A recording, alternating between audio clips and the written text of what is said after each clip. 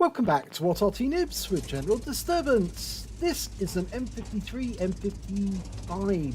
It's the Tier 9 American SPG and it's located on the north spawn of Prokhorovka under the command of ProvoBob.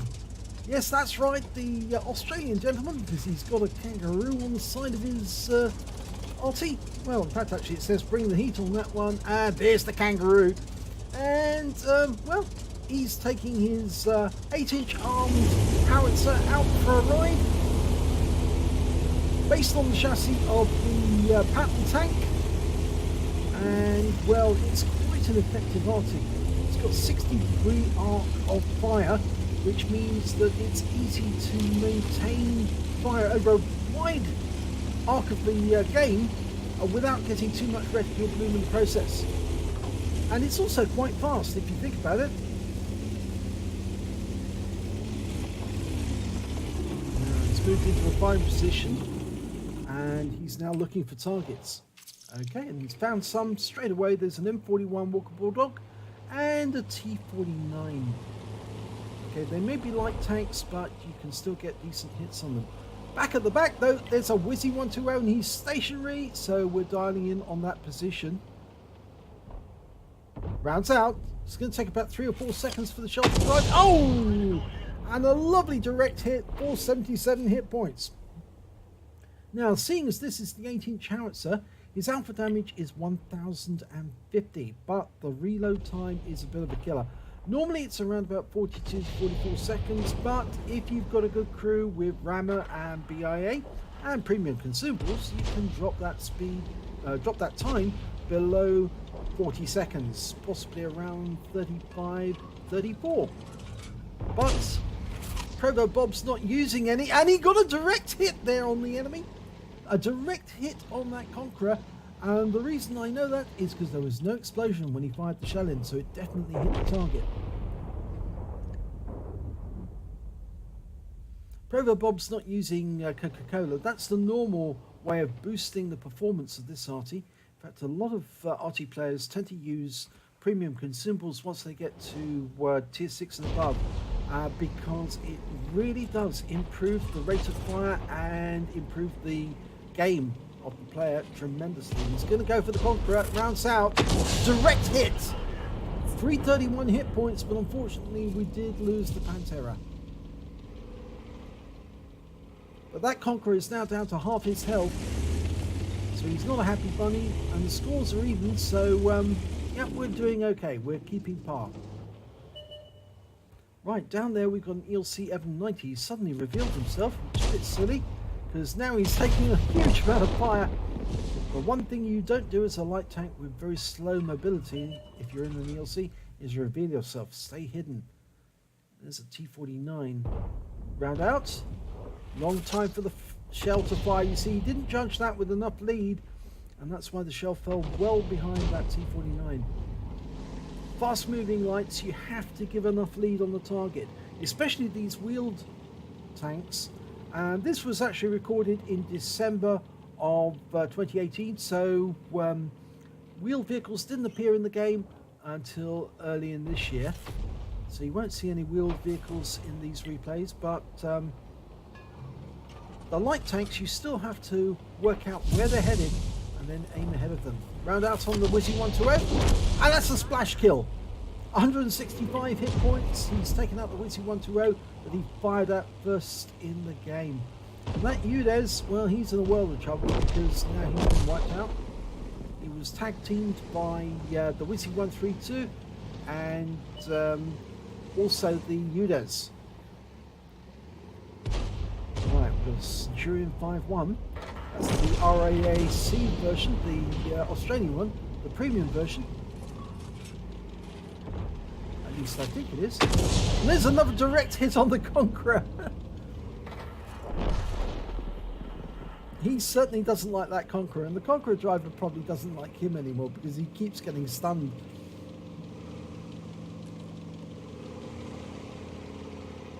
Now, as many of you know, Wargaming have announced their intentions to change the stun mechanics a little. That might cause problems for the game though, because it might change the behaviour of Arty players. if they can't generate enough credits off stun, they might start going after ordinary tanks. And another direct hit, that time on the Centurion 5-1. We have mentioned this to Wargaming. It could be a serious problem, you see, because if you've got a tank that's actually attacking your teammates and in direct fire with them, then obviously you normally want to support it and you gain benefit from stunning that tank, and thereby you benefit from the stun assist. But if you're not going to get so much stun assist because stun doesn't last as long, then obviously you can look for targets to the station, like that AFK tank that was there, that was just wiped out, the IS-3, and you'll attack ones like that instead because they are easier to collect hit points off. Type 4 heavy, and the shell landed just in front of him, but it didn't matter because we picked up a load of stun assists.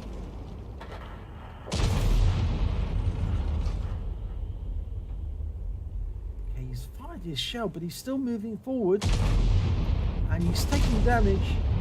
He won't last very much longer at this rate, and I suspect if ProvoBob fires his howitzer at him now, it would be the end of his game. But instead he's decided to go after the Centurion, and that may be the right decision because the Centurion has less armor, and that's a direct hit, 478 hit points. The Type 4 Heavy has been destroyed, and he only had about 300, so it was the correct decision to go after the medium rather than the heavy.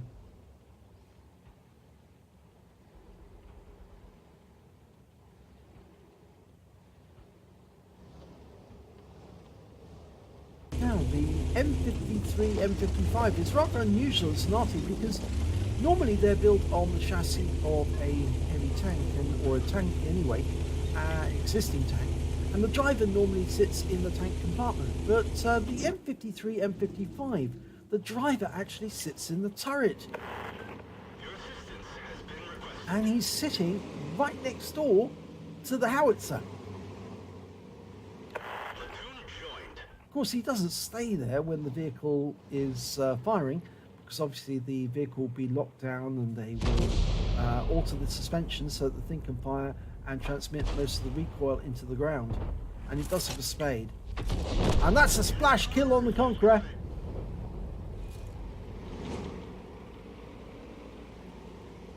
Well, we're 3 tanks ahead, and it looks like the game is going their way. But we've got nothing to fire at the moment because there's nothing in sight.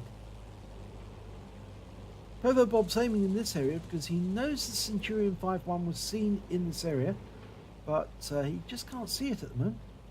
And we're hoping the Wizzy 132's coming up from the south will spot him, but instead we've got an AMX-65 ton dialing in. Round out, it's going to fall behind him. Well, he did get some stun assists, and he's picked up some damage, 358 hit points. He's now up to 3.1k of damage, which is a lot.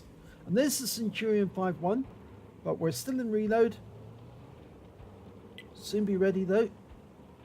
Marking the target, letting our teammates know that that's the tank we're going to attack. Whenever you see those arrows above an enemy tank, it tells you that the Arty is about to fire a shell at it, so stay well clear. Round out. Oh, it fell behind. We lost sight of him just for a split second, and when that happened, we didn't fire the shell exactly where he was. Now we're moving away because we believe the other enemy tanks are over this side, and in fact actually we just lost our platoon mate, which was the ISM Carbonera, no name Carbonera. In fact, that Wizzy 132 is in a bit of danger at the moment, but we're loaded. We get a shot on him. Round out. He's moving forward into the spoiler shot, and he's wiped out. 234 hit points, and that's the 3rd kill for ProvoBob. So he is playing well. He's got the highest number of kills on his team so far. And there's the enemy Arty. It's the M53, M55. It's one of them, and he just took a big hit. He won't survive much longer. And there's the other Arty, the Lorraine 15551, the tier 8 one, and he just derped our Wizzy 132. But we're definitely going after the M53 55, and we splash kill him. Okay, well, we know the general whereabouts of those enemy vehicles now. There's only 3 left. We outnumbered them 2 to 1. You can see a tree go down in the background. And that's probably where the Scorpion G is, because he was last seen in that area.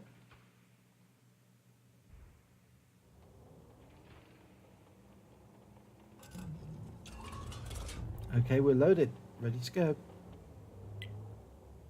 Just need somebody to pop in there and find out where they are.